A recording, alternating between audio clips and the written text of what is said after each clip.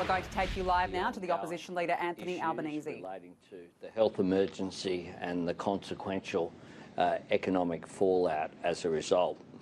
Labor welcomes the news this morning from the Australian Banking Association for Small Business. We also welcome the urgent response by the Reserve Bank of Australia made in its extraordinary statement yesterday afternoon.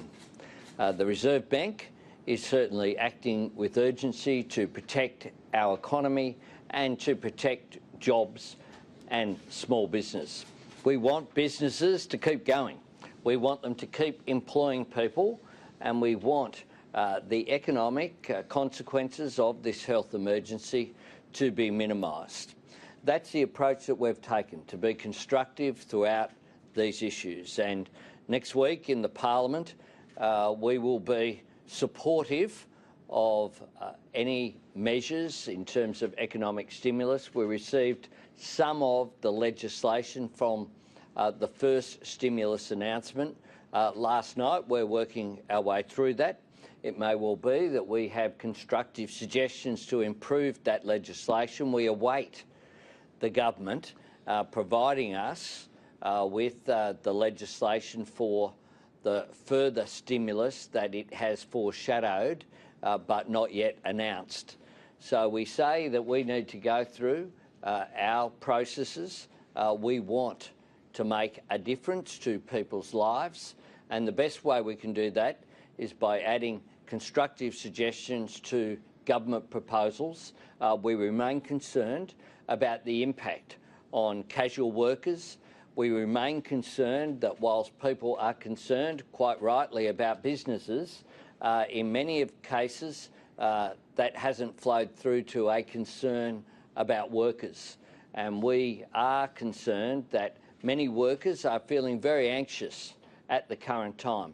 Indeed, the community is feeling anxious, which is why we're seeing that responded to in some ways which are most unfortunate.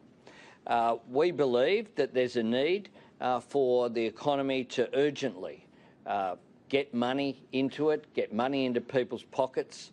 We do need to move faster.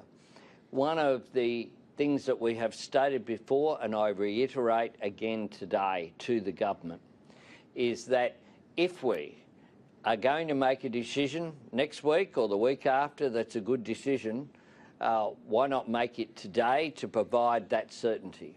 I again call upon the government to, just as the Reserve Bank, when it makes a decision, provides an explanation for the context of that, and indeed we saw the Reserve Bank Governor hold a media conference and take questions yesterday.